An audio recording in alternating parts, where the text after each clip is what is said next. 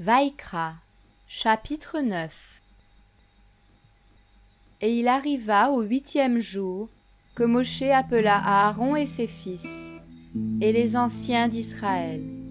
Et il dit à Aaron, « Prends un jeune veau du troupeau en sacrifice pour le péché, et un bélier pour l'holocauste, tous les deux sans défaut, et présente-les devant Yahweh.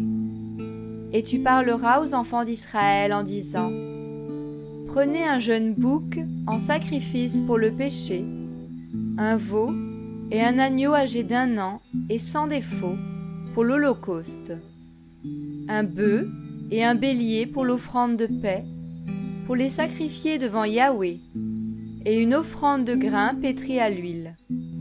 Car aujourd'hui Yahweh vous apparaîtra. » Ils prirent donc les choses que Moshe avait ordonnées, et les amenèrent devant la tente d'assignation.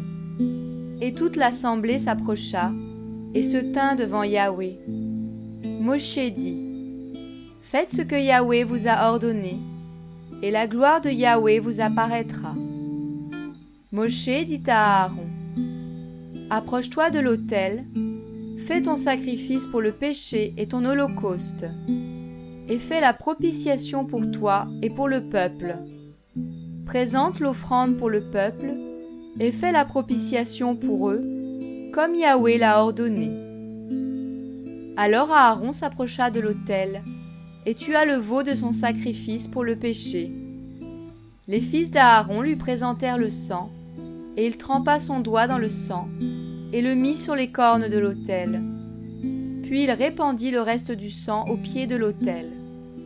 Mais il brûla sur l'autel la graisse et les rognons et le grand lobe du foie du sacrifice pour le péché, comme Yahweh l'avait ordonné à Moshe. Il brûla au feu la chair et la peau hors du camp. Il tua aussi l'holocauste. Les fils d'Aaron lui présentèrent le sang, et il en aspergea le pourtour de l'autel. Ils lui présentèrent l'holocauste coupé en morceaux, avec la tête, et il les brûla sur l'autel. Il lava les entrailles et les jambes, qu'il brûla sur l'holocauste sur l'autel. Il présenta l'offrande du peuple, il prit le bouc du sacrifice pour le péché du peuple, il l'égorgea et l'offrit pour le péché, comme la première offrande.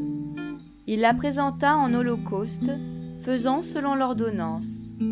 Ensuite, il présenta l'offrande de grains, et il en remplit la paume de sa main, et la brûla sur l'autel, outre l'holocauste du matin. Il égorgea aussi le bœuf et le bélier pour le sacrifice d'offrande de paix, qui était pour le peuple. Les fils d'Aaron lui présentèrent le sang, et il en aspergea le pourtour de l'autel. Ils présentèrent la graisse du bœuf et du bélier, la queue, ce qui couvre les entrailles, les rognons et le grand lobe du foie. Ils mirent les graisses sur les poitrines, et il brûla les graisses sur l'autel. Mais les poitrines et la cuisse droite, Aaron les agita en offrande agitée devant Yahweh, comme Moshe l'avait ordonné. Aaron éleva aussi ses mains vers le peuple et le bénit. Puis il descendit, après avoir offert le sacrifice pour le péché, l'holocauste et l'offrande de paix. Moshe donc et Aaron entrèrent dans la tente d'assignation. Puis ils sortirent et ils bénirent le peuple.